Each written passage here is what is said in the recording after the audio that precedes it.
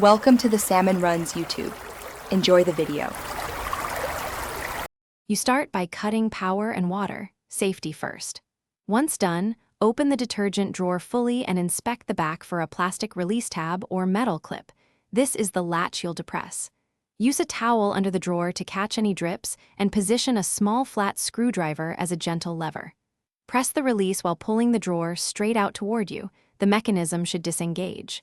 If it resists, stop and double-check the tab location so you don't force plastic parts. You now focus on the middle steps.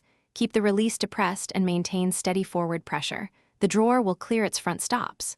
Once it moves past the guides, tilt the drawer slightly upward to free the rear lip. This avoids bending the plastic rails. As you remove it, inspect the cavity for a removable siphon insert or diverted bits. Pull those out separately. Make sure to support the drawer so small springs or seals don't drop into the machine, because retrieval is harder later. You finish by cleaning and reassembling. Wash the drawer and any siphon pieces in warm, soapy water, then rinse and dry. Align the drawer with the machine's rails and gently slide it in. Listen for the click to confirm the latch engages.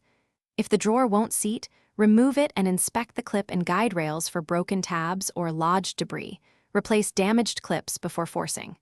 One tip: if water drips after reassembly, recheck the siphon seating and seals to stop leaks. Thanks for watching.